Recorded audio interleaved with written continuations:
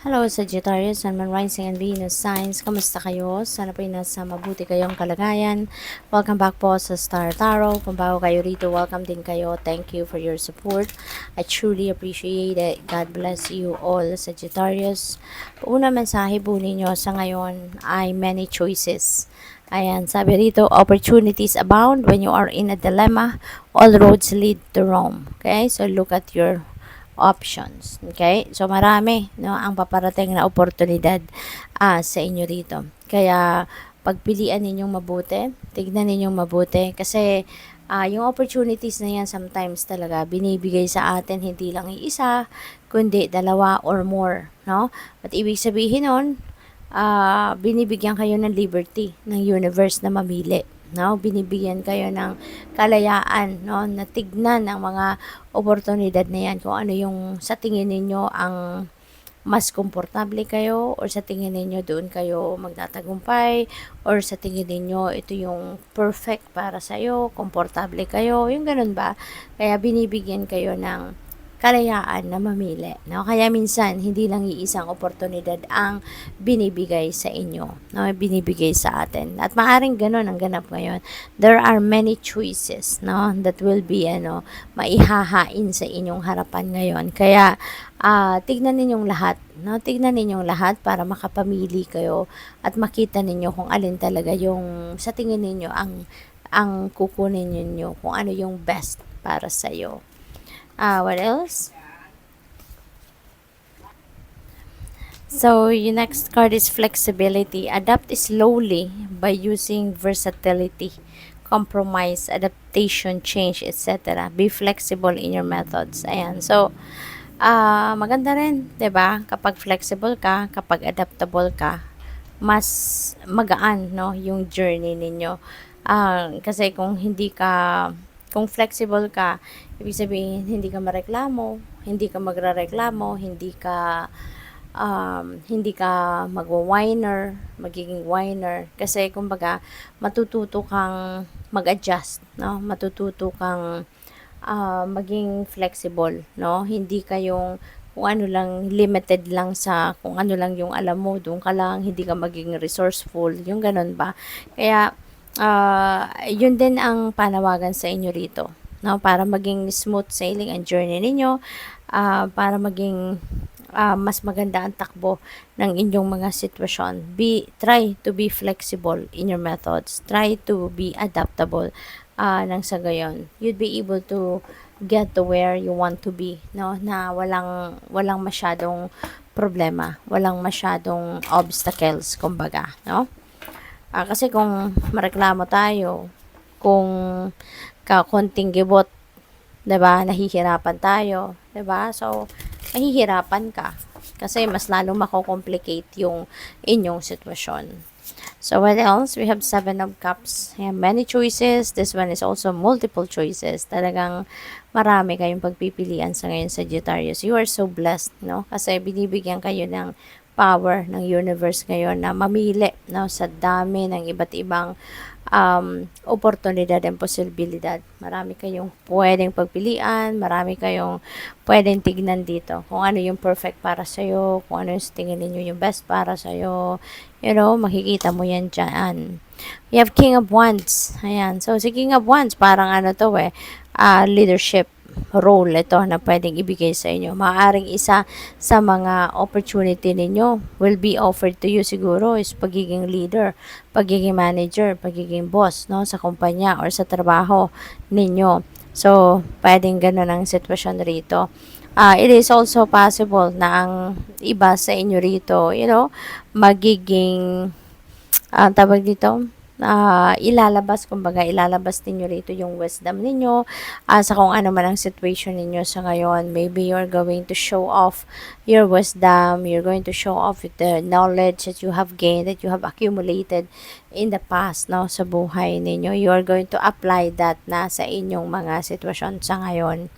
We have 6 of Wands. This is victory energy. Pagiging sikat ka sa ngayon, you will be on the spotlight. Maraming tao ngayon na makaka-recognize sa inyo, sa trabaho ninyo, maraming makakakilala sa iyo, 'di ba? Yung ganun. And you are also going to to be rewarded, no? Sa inyong kasipagan, for the job well done na ginawa ninyo, you will be rewarded. Kaya maganda, no, na parang mas magiging ano ka ngayon, mas magiging sikat, no, at this time. Kasi marami ng makakakilala sa inyo sa ngayon because of the job well done, no, na ginawa ninyo. Kaya congrats. Pwede rin dito, no, na mabigyan kayo dito ng financial reward, no, sa trabaho, kung sa trabaho yan related. The Hierophant, baka may kakasal sa inyo rito, no? Pwedeng merong ikakasal, pwede rin naman na merong focus sa pag-aaral. Baka you are going to expand your knowledge, you know. Maaaring kayo yung estudyante sa ngayon or magiging estudyante. Pwede rin na kayo yung teacher, diba? Yung teacher naman, hindi natatapos ang pag-aaral. You continue to study, you continue to learn, diba? Every day is a learning process, diba? Yung ganon. At a learning opportunity. At maaaring iba sa inyo, baka kayo yung spiritual teacher, spiritual advisor, spiritual counselor, or baka kayo ay mentor, teacher, mga ganon, no? Baka along those lines ang trabaho ninyo or yung profession ninyo. What else? We have the Fool. Ayan. So, new beginning ito. See the Fool. Malakas ang inyong loob, no? Dito, when the Fool enters a reading, this signifies na malakas ang inyong loob, magiging matapang kayo at this time. Kasi kung ano man ang sisimulan ninyong bagong chapter dito sa buhay ninyo, this is an uncharted territory para sa'yo. You've never been to this place before, you've never done this before, yung mga ganun ba? Kaya, ano kayo, matapang, matatag, no? Malakas ang inyong loob para magawa ninyo ito. Kung ano man ang bagay na papasukin ninyo at this time.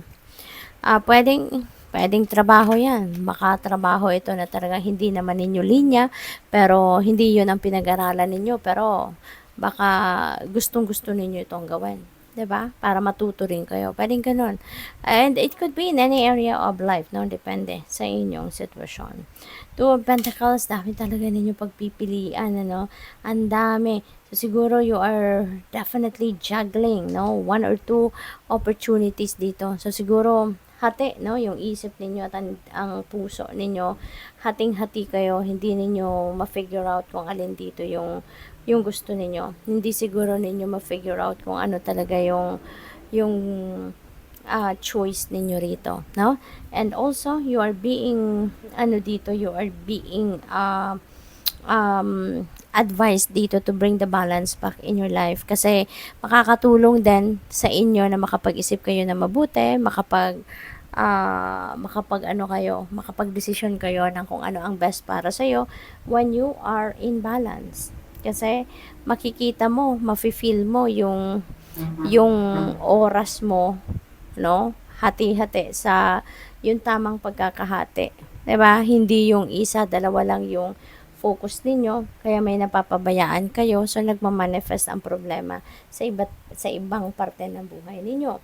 And that is a sign of imbalance, 'di ba? Kapag gano'n. Kaya maaaring gulong-gulo kayo because at the back of your head, marami kayong iniisip pa na gagawin, marami kayong iniisip pa na obligasyon, responsibilidad, tapos ito iniisip ninyo yung mga bagong opportunities, 'di ba? Kaya maybe you need to step back muna, no? You need to step back muna. Gather your thoughts, gather your feelings, gather yourself, para nang sa gayon, makabalik ka muna sa sentro. Mag-ground mo muna yung inyong sarili so that you can focus and magkaroon man lang kayo ng tranquility muna, no? At makapagpahinga muna kayo, no? Nasa gayon makapag-relax ang isip ninyo. Okay? Good luck sa'yo. Thank you for watching. Love and light. Namaste.